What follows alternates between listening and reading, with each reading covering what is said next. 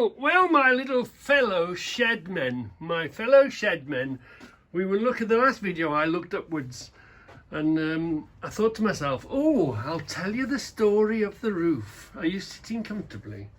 Get yourself a cup of tea and plonk your arse down in it, in a nice comfortable chair, and I'll tell you the story of the roof.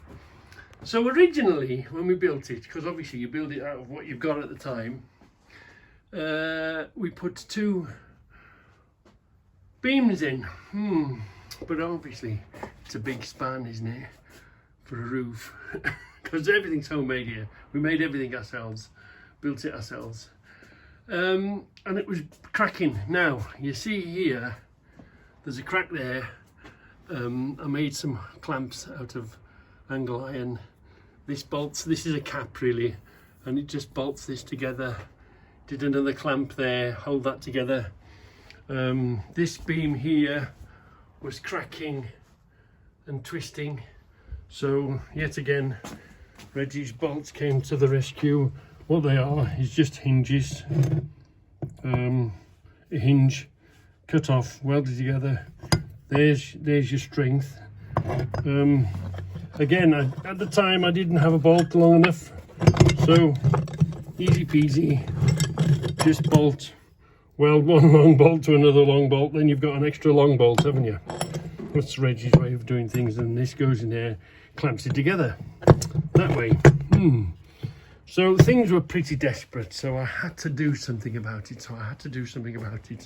So finally I bit the bullet and I ordered the beams, the steel beams to go in.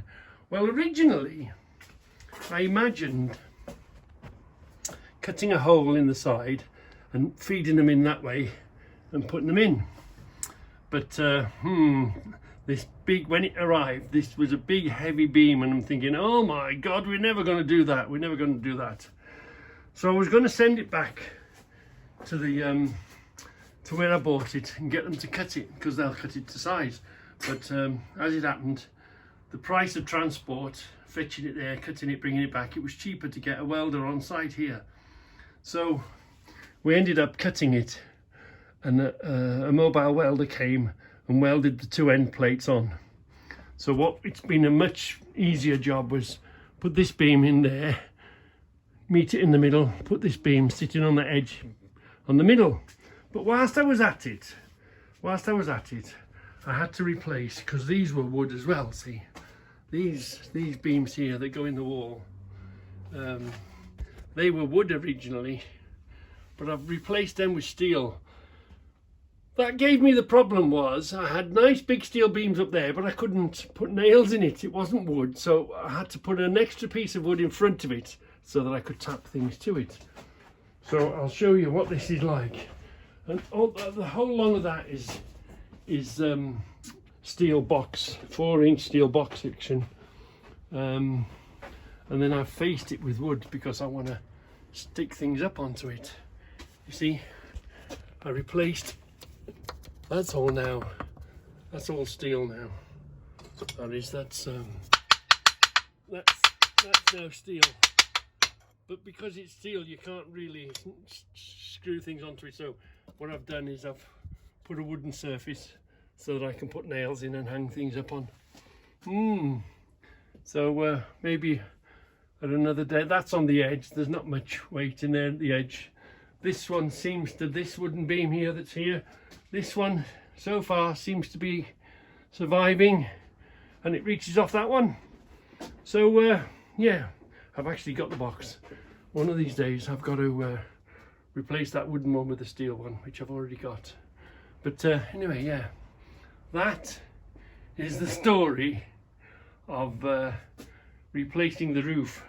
Rather than get one big one, get 2 halves, put that half in there, make it fit on here, and then it strengthened the roof, because the roof was beginning to bow and the wood was showing signs of weakness. So rather than take the original woods out, I've left them in place and just run these alongside, because it needed doing. So obviously if you can afford it, do it out of steel in the first place. But at the time the budget didn't stretch to that, and obviously we must have got a piece of wood from somewhere, and that's how we did it. But ultimately, with this span of roof, you really need a steel beam. So I hope that gives you a bit of a story about the roof in the man cave.